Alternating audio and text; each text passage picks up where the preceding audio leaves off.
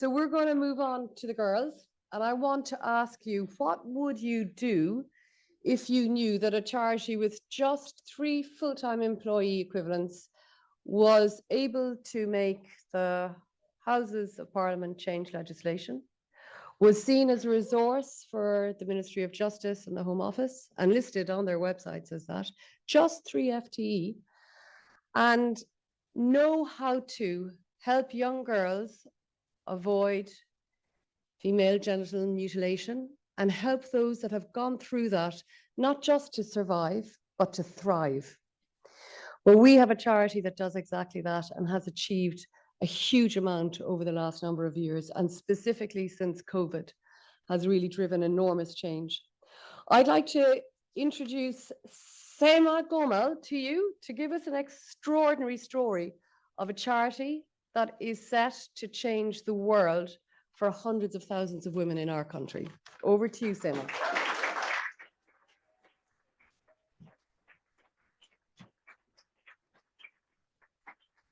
Thank you. Not hundreds of thousands, millions, excuse me. So who we are, I think we're very hyped up. We are the Avengers, Vagina Avengers, Vulva Avengers, up to you. Great name, I know. So we are migrant, survivor, and female-led organization working to end female genital mutilation and all other forms of gender-based violence.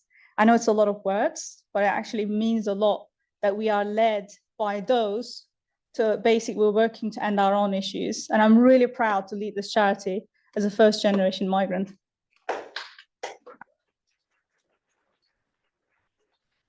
So, here we are, delivering a cool report at the House of Lords and telling off chiefs of NHS about what they should change for basically to impact hundreds of thousands of women's and girls' lives positively. I'll tell you more about that campaign in a minute, but I wanted you all to see the team. So we provide direct support, we campaign, and we educate. Very simple.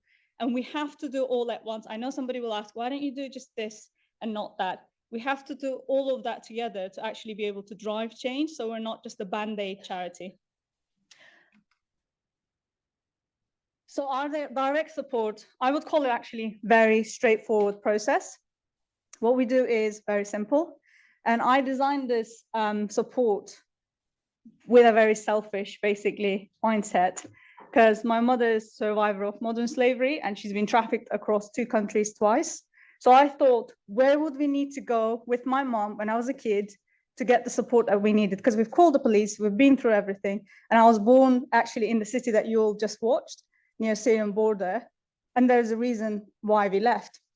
So basically, any woman or girl can walk into our, pop-up support hubs. And it's not a central building, so it's very safe for you. We'll pop up, we're like Martha's from Handmaid's Tale. And then, it's very secretive, hush, hush.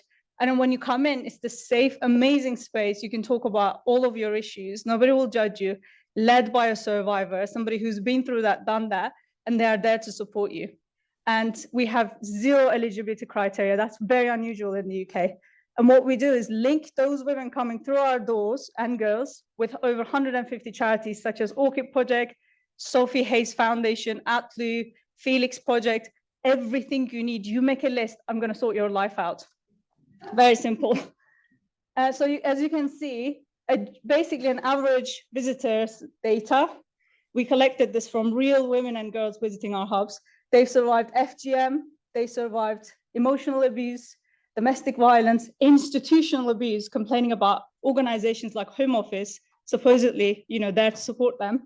So if all of this is happening to someone, how are they supposed to actually navigate through life, right? And the majority of them reported feeling basically huge fears around government, because they are talking about putting you on a plane and sending to Rwanda. Imagine if this just building collapsed. Some of us survived with what we have on us. Half the family is gone. We arrived at a land, we don't speak their language, and they're talking very hostile about us. They're talking about putting us on a plane. They don't want us here, and you don't even speak the language maybe. And you go to this space and there's Vavengers and they'll sort you out. So over 96% of the people, They call themselves ghost members of the society. They felt confident after attending one support hub. And our average rates are within 3 months, we are able to support one woman with every single life needs that they have, and that just ends the violence for their children as well. What we are asking is for £10,000, basically. If you can give more, amazing. But we want to basically take this form of support that exists all across London to Birmingham and Liverpool, because there are people taking the train from those cities and asking, how about us? Why do we not have access to this magical service? So it will give them access to legal services. It will help their divorce cases. It will help their, settlement cases. It will give them access to food banks. Everything that you may think, they are given at that one space. And we can do that only because we are utilizing the power of partnership. We act as a database, which is why we can do that as a part-time 3 people. I don't know, worth mentioning, I'm also a data scientist, so comes in handy. These are the numbers. I know you're wondering, inaccurate numbers. 137,000 women and girls reported in 2014, very outdated, and a further 60,000 girls are at risk. But we are campaigning because these numbers are very inaccurate. So our campaign asks to basically ask every single woman in this country if they've been subjected to FGM, removing the racial bias, provide the surgery, giving them feeling on their vaginas, on their genitals for the first time ever, potentially. And the surgery exists across the whole of the EU in 26 countries, not in the UK, and we have the same economic powers. That is a shame. And we want them to be given lifelong mental health support. I don't think we're asking for a lot. And nurses agree. You will all be given copies of that. And our education takes in the form of basically supporting our grassroots partners. Some of them don't even have registration numbers. A lot of survivors carry their traumas and they're not giving funding. Like us, we're not giving the resources. So we find really powerful people like you, Latham Watkins, JP Morgan, and we provide that space for them to get the training they need. We also train members of the public like you, because it's not just the survivors' issue to end FGM and other forms of violence. It's the have and have not should come together and end this issue, I think. And that's how exactly we see it as a survivor-led organization.